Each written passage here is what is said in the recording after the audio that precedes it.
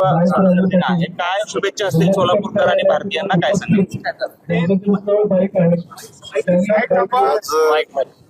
देशाचा 80वा स्वातंत्र्य दिन आज मोठ्या उत्साहात साजरा होतोय. ज्या थोर स्वातंत्र्य सेनानींनी देशाला स्वातंत्र्य मिळवून दिलं त्यांना या निमित्तानं आपण सगळे अभिवादन तर करतच असतो. आणि एक मजबूत देश घडवण्याच्या दृष्टिकोनातून अख्ख्या देशातल्या जनतेनं देशाच्या प्रगतीमध्ये हातभार लावावा आणि या स्वातंत्र्य दिनाच्या अख्ख्या भारतवासियांना खास करून सोलापुरातल्या जनतेला मनापासूनच्या स्वातंत्र्य दिनाच्या शुभेच्छा या निमित्तानं देतो. भाऊ, खरं तर पृथ्वीराज चव्हाण ज्येष्ठ नेते आहेत आणि त्यांनी गृहमंत्र्यांवर टीका केलेली आहे की लायक गृहमंत्री नाही आहेत, ते सभागृहात येत नाहीत. काय उत्तर असणार पृथ्वीराज चव्हाण? काय सांगतो? पृथ्वीराज चव्हाण साहेब खूप मोठे नेते आहेत. तो दोष त्यांचा नाही, दोष त्यांच्या वयाचा आहे. वय परत्वे काय गोष्टी माणसाला अडचण करत असतात, तसं वय त्यांना त्यांची अडचण करतं परिस्थिती दिसते. देशाचे गृहमंत्री आदरणीय अमित भाई खूप चांगलं काम या निमित्तानं करतायत आणि असे अनेक निर्णय देशासाठी आवश्यक असणारे ते निर्णय त्यांनी ठामपणे घेतले. खास करून 370 कलम त्यांनी हटवत असताना घेतलेली मजबूत भूमिका आपण सगळ्यांनी पाहिलेली आहे. आणि एक मजबूत देश बनवण्याच्या दृष्टिकोनातून त्यांचं जे काम चाललंय त्या कामाला मनापासून शुभेच्छा देत असताना पृथ्वीराज चव्हाण साहेबांना माझी या निमित्तानं विनंती राहील, आपण कधीतरी इतिहास तपासून पाहिला पाहिजे आणि आपण सभागृहाचं कामकाज कसं चालवलं होतं, लोकसभा कशी चालवली होती याचंही किमान आपण आठवण म्हणून तपासून घेतलं पाहिजे. भाजपाला संविधान गुंडाळायचं आहे आणि मनुस्मृतीच्या माध्यमातून हा देश चालवायचा आहे अशी टीका काँग्रेसकडून हर्षवर्धन सपकाळांनी केली. हर्षवर्धन सपकाळाबद्दल अधिक बोलण्याची आवश्यकता नाही, कारण त्याला कोण गांभीर्याने घेत नाही. आदरणीय मोदीजींनी कायम देशाच्या घटनेचा सन्मान केलेला आहे.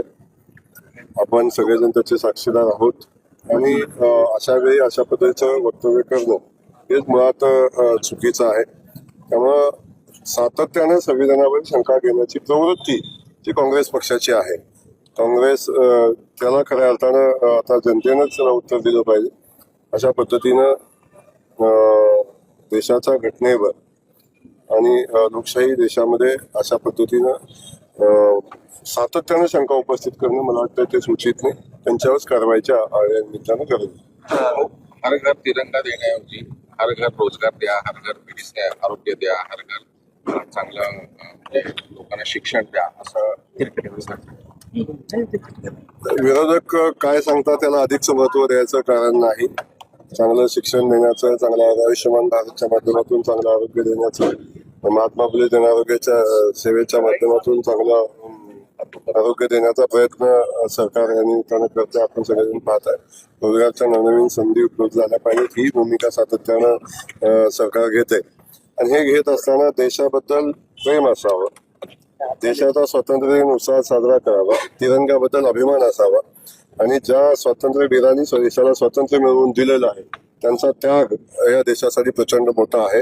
या तिरंगाच्या निमित्तानं आणि हरघर तिरंगा लावत असताना या सगळ्या स्वातंत्र्यवीरांना अभिवादन आपण करतो आणि देशाचाही सन्मान करतो. म्हणजे किमान या तिरंगा घरोघरी लावण्यावर पण ऑब्जेक्शन या लोकांना आहे. याच्यापेक्षा दुर्दैवाची गोष्ट असूच शकत नाही.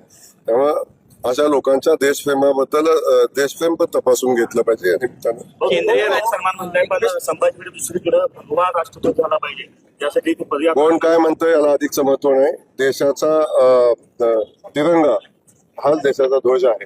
त्यामुळं कोण काय म्हणतोय याला अधिकचं महत्व द्यायचं कारण नाही. भगवा पण आमचा स्वाभिमान आहे, परंतु देशाचा ध्वज हा तिरंगाचा. काँग्रेस जनता पार्टीचं आंदोलन आपण बघितलं, आता त्यांचं नवीन कॅम्पेन सुरू झालेलं आहे. क्या बोलती पब्लिक हे कॅम्पेन त्यांनी सुरू केलेलं आहे. आनंद आहे. आता पब्लिक काय बोलते हे तर त्यांना कळेल आणि निमित्तानं जे अभियान त्यांनी हातामध्ये घेतलेलं आहे, बोलणं वेगळं असतं आणि ते वास्तवात काम करणं खूप वेगळं असतं. याची जाणीव एखाद्या गोष्टीत आंदोलन करणं, एखाद्या गोष्टीत मंत्र्यांना शिव्या घालणं, कधीतरी माननीय मोदीजींना शिव्या घालणं हे सोपं असतं. प्रत्यक्षात जेव्हा काम करायचं असतं तेव्हा नेमकं काय करायला लागतं आणि देशाला नेमकं काय पाहिजे हे त्याला समजेल. सोलापूर जिल्ह्यामध्ये मेट्रो आणि लोकलचं मागणी आहे, याबद्दल तुम्ही काय सांगू शकता? सोलापूरमध्ये ज्या ज्या मागण्या आहेत त्याबद्दल मी कायम प्रयत्नशील राहील. आता लोकलची मागणी, मेट्रोची मागणी तुमच्या माध्यमातून आलेली आहे. त्याही मागणीचा भविष्यामध्ये विचार करू, पण किमान आता आज ही बस सेवा आपण चालू करतोय. या बस सेवा जर चांगल्या चालल्या तर मेट्रोचाही आपण भविष्यात पृथ्वीराज चव्हाण असं म्हणत आहेत की देशामध्ये चांगला शिक्षण मंत्री हवा आहे आणि मुख्यमंत्री फडणवीसांचं नाव चर्चेत आहे. मात्र जर त्यांच्याकडे चांगला लायक मंत्री नसेल तर त्यांनी आमच्या इतर पक्षातून तो घ्यावा, असं टीका सरकारवर केली केंद्र. आता सत्ता गेल्यामुळे मुळात ते फ्रस्ट्रेशन आहे की या मार्गाने आम्हाला सत्तेत जाता येते का याचा विचार कदाचित त्यांच्या मनात येत असावा. त्यामुळे देशाला खूप चांगलं सरकार आदरणीय मोदीजींनी गेल्या 12 वर्षापासून दिलेलं आहे. मला वाटतं यांच्या कोणाच्या सल्ल्याची आवश्यकता नाही. जनतेनं मोदीजींना आणि भारतीय जनता पक्षाला स्वीकारलेलं आहे. म्हणूनच देशात मध्ये ज्या जनतेनं म्हणजे 3ऱ्या वेळी पुन्हा मोदीजींना मॅन्डेट दिला, बहुमत दिलं आणि आज मोदीजी खूप चांगलं काम करतात, त्याचे आपण सगळेजण साक्षीदार आहोत. त्यामुळं पृथ्वीराज चव्हाण साहेबांना माझा सल्ला असेल, 2029ला आपण निवडणुकीला सामोरं जा, लोकांच्या पुढे आपली भूमिका मांडा.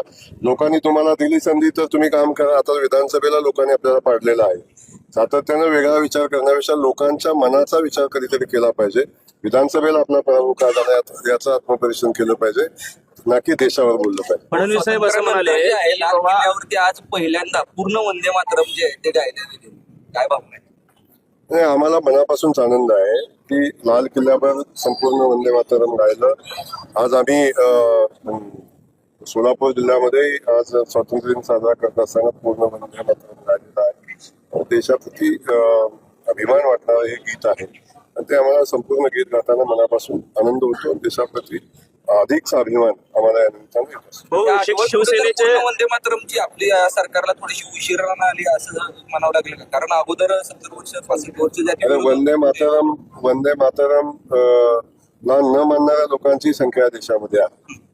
जे होतं त्यालाच मानत नव्हती. आता पूर्ण वंदे मातरम आता आपण स्वीकारलेलं आहे आणि या निमित्तानं मला वाटतं विरोधकांच्या किंवा जे त्या वंदे मातरम त्या गीताला मानत नाही, देशगीत मानत नाही, अशा लोकांना यातून काहीतरी शिकता येईल नव्यानं.